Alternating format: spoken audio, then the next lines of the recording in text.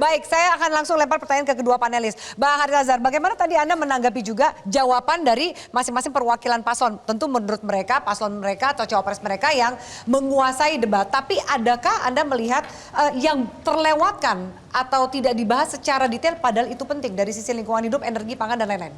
Ya, kalau perwakilan para paslon ya pasti belain paslon ya. Kalau belain paslon lain dipecat mereka. Nah, saya mau bicara dulu begini deh. Soal berbasis konstitusi dulu aja. Pasal 28H ayat 1. Setiap orang berhak hidup sejahtera lahir dan batin, bertempat tinggal dan mendapatkan lingkungan hidup yang baik dan sehat serta berhak memperoleh layanan kesehatan. Nah, saya tafsirkan. Nanti saya jelaskan kenapa saya tafsirkan. Elemennya ada 6. Tersedianya kualitas udara yang bersih, tadi nggak dibahas. Terjaminnya iklim yang aman dari dampak buruk perubahan iklim, disebut tapi nggak diurai. Hak atas pangan yang ketiga, yang keempat akses terhadap air yang bersih dan sanitasi yang layak. 5, lingkungan yang bebas dari pencemaran untuk hidup, untuk hidup, bekerja dan aktivitas lainnya.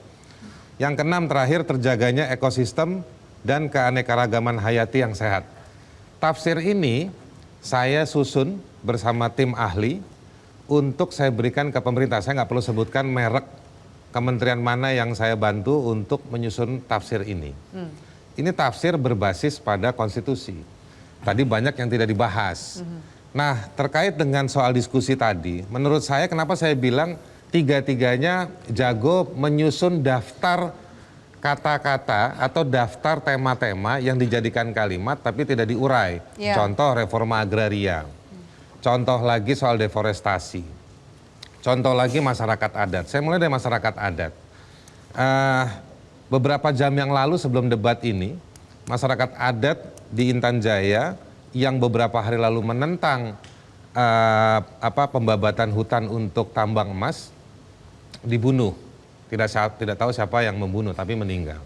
Saya mau bilang, perdebatan tadi hanya berujung pada soal kami semua tiga-tiganya mau mengesahkan undang-undang perlindungan masyarakat adat yang dijanjikan 10 tahun lalu, 2013-2014, lalu tiga-tiganya didukung oleh partai-partai yang ada di parlemen, sibuk mengesahkan undang-undang IKN, undang-undang omnibus, ya kan, undang-undang yang lain, tapi undang-undang perlindungan masyarakat adatnya nggak pernah disahkan.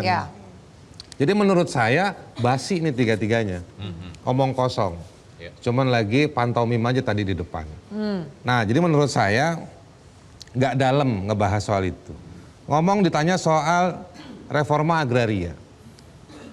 Yang dibahas soal membagi-bagikan sertifikat. Nggak penting. Perhutanan sosial itu nggak bagi-bagiin sertifikat. Dia membagikan surat keterangan untuk mengakses dan menggunakan. Yang berikutnya, konsep reforma agraria itu bukan soal kepemilikan. Apalagi tadi siapa yang bilang tadi itu di debat itu nanti selesaikan di Mahkamah Agung. Bukan nunggu Mahkamah Agung. Tetapi reforma agraria itu adalah convergence, ketemu ini tanahnya, ini pupuknya, ini dananya, ini sustainability-nya. Mereka kan kebanyakan ditipu, didatangi oleh banyak perusahaan karena mereka untuk mengisi kuota bagaimana mengimpor. Syaratnya harus ada kemitraan lokal, kemitraan sebagai syarat. Duitnya dari mana? Dari import. Mestinya tema tadi itu membahas gimana kita mau reforma agraria, ya, kalau misalnya kebijakan import itu nggak pernah berhenti. Tadi kan sempat dibahas, dibacakan oleh Pak Mahfud MD soal import ini gitu. Ya, dibahas import-importnya. Yang kemudian saya mau bilang, satu lagi saya tambahin, soal deforestasi. Angkanya menurun, betul. Meskipun angkanya masih besar ya, Bang Parera ya.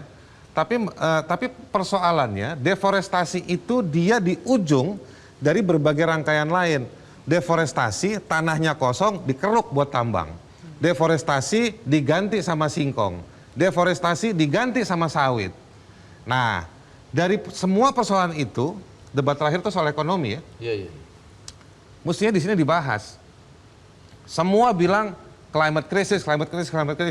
Yang untung selama ini siapa? Tunjuk dong. Nunjuk nama Lembong bisa. Nunjuk nama perusahaan dari Timur Tengah bisa. Kok menunjuk siapa yang mengambil untung dari tanah-tanah tersebut? Nggak berani. Siapa yang ngekeruk tanah-tanah tersebut? Ya. Itu nggak disebut. Oke. Penakut semua. Jadi ngomongnya seolah-olah Indonesia bukan 70 tahun, baru 7 hari. Oke. Jadi Baik. kayak nggak punya dosa. Oke. Dosa-dosa itu, dosa-dosa yang dibilang melanggar etika lingkungan, dosa-dosa yang melanggar hukum, dosa-dosa itu ada di sekitar para paslon ini. Nggak ada yang mau sebut itu. Ini pemain cari aman semua. Jelajahi cara baru mendapatkan informasi. Download Metro TV Extend sekarang.